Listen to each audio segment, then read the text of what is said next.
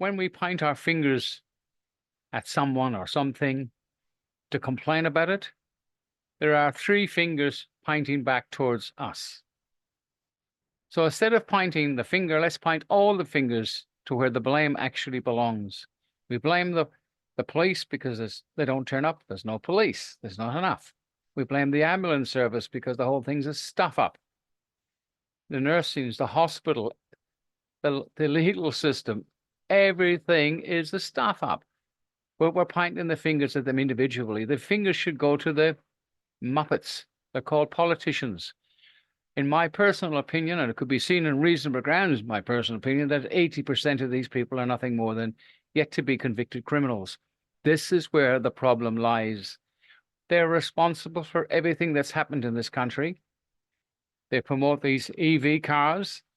They destroy the police force, privatize them, privatize the courts, privatize everything that they can make a quid out of.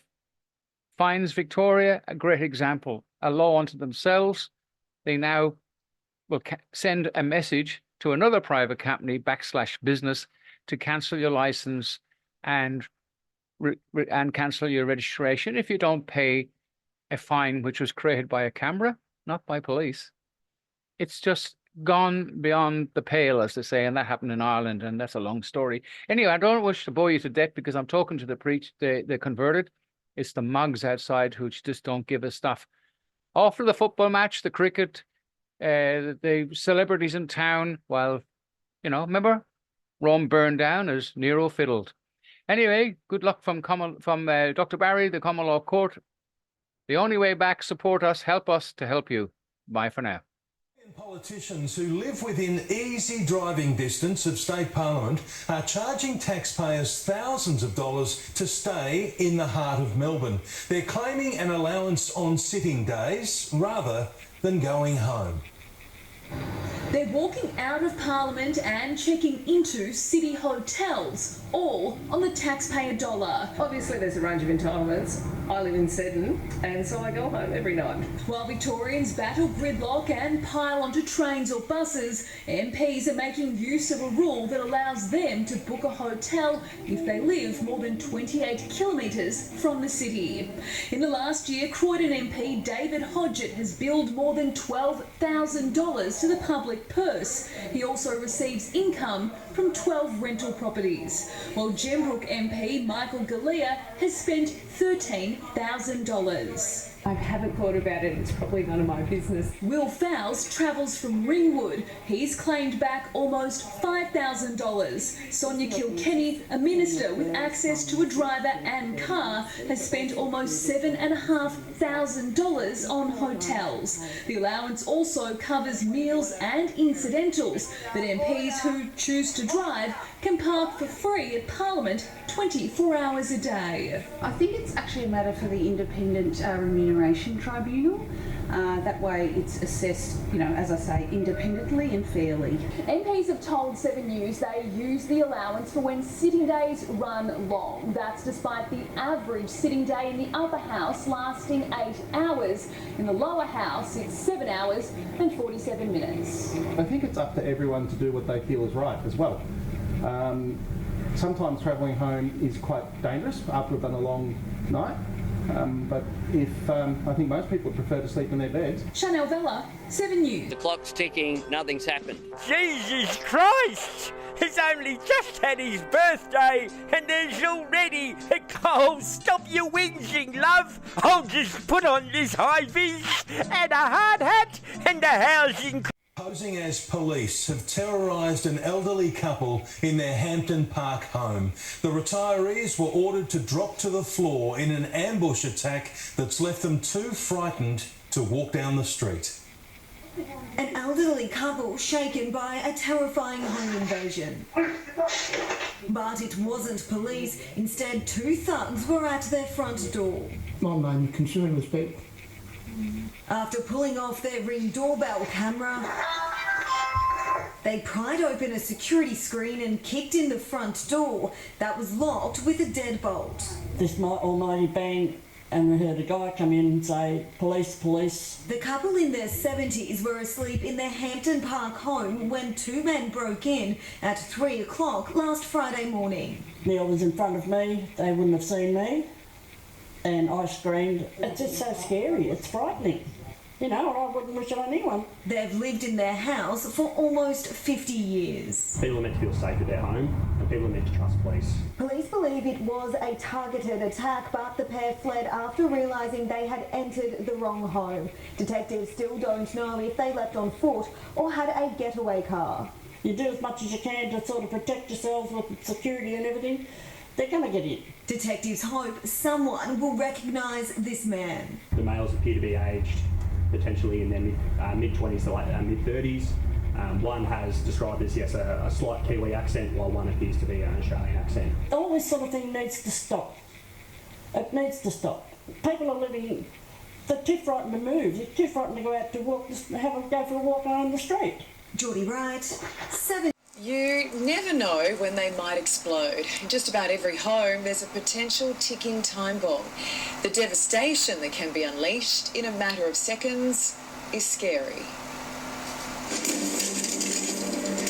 Deadly, dangerous, destructive. Lithium-ion batteries, and they can be found in just about every Australian household. This alarming video shows just how volatile they can be, shooting blazing bullet-like missiles in every direction. You can see how as the battery breaks down, bits of the battery disintegrate and get shot out at great speed. When you see them shooting across, it's almost like a tracer round, you know, moving a projectile, moving at speed with flame.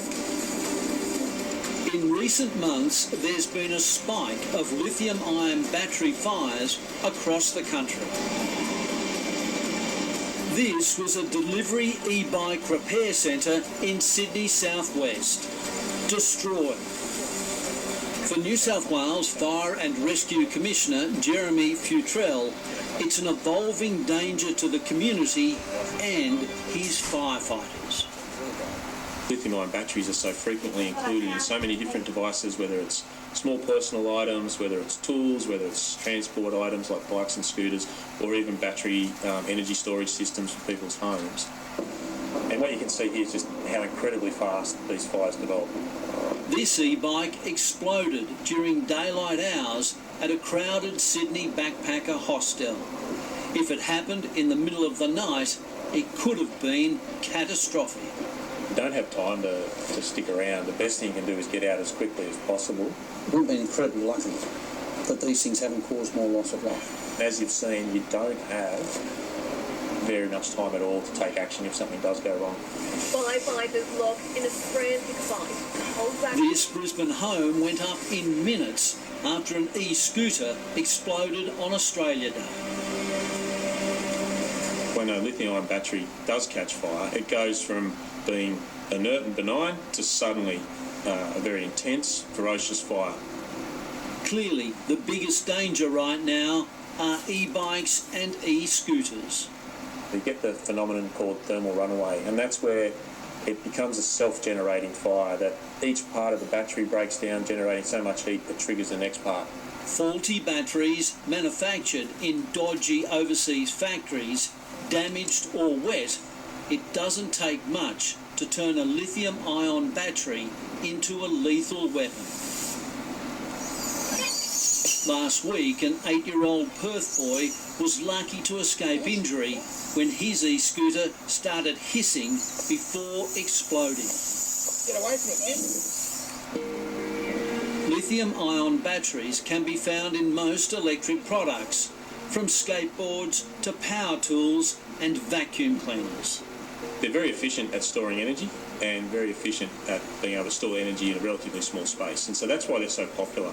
Even once a burning battery is extinguished, it still poses a significant danger, spewing toxic gases and chemicals, and have to be immersed in water for days. And so one of the biggest risks with a lithium-ion battery fire is that even after it looks like it's out, the reignition is a real risk and concern. It's got firefighters across the globe worried. We're working closely with other fire services, particularly in North America and the UK. This e-scooter burst into flames on the London Tube. Luckily, everyone got out. New York City is ground zero for e-battery fires. We have reached a point of crisis in New York City. In New York City last year, 18 people died in lithium-ion battery fires. So this is a universal issue. New York firefighters Frank Lieb and Danny Murray are touring Australia, spreading the word to our firefighters about the dangers. 2021, 4 deaths. 2022, 6. 2023, last year, 18 deaths. I called New York City like the laboratory for the lithium-ion fire problem. This blaze happened in an illegal e-scooter repair store on the 20th floor of a Manhattan apartment block, even though e-bikes and e-scooters have been banned from the building. We rescued 2 civilians from the fire department. Frank Lieb was there. Who in here has had the privilege to save a life or pull somebody out of a burning structure?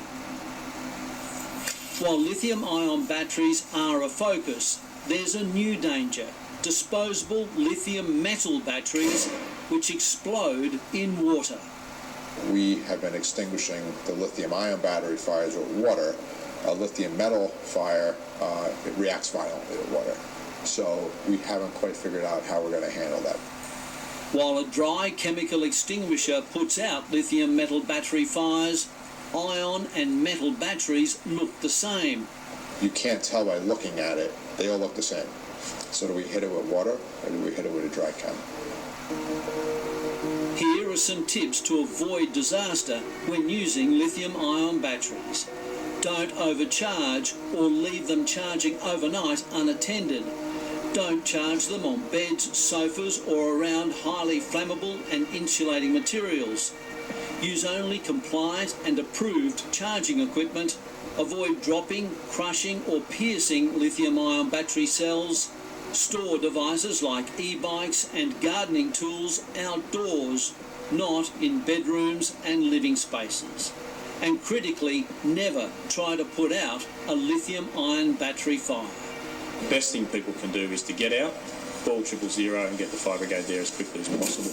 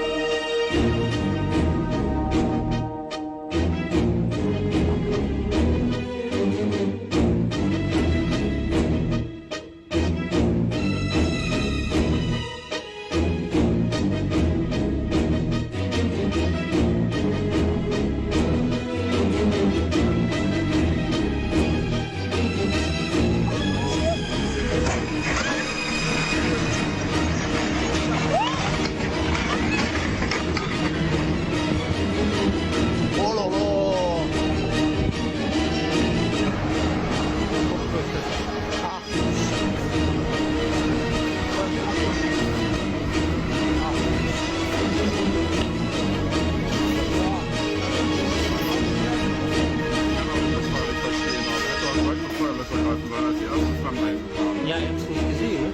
Hast du gesehen? Oh, das wird immer schwärzer. Oh, aber das Nebengebäude. Verfestung dort. Ach du Scheiße.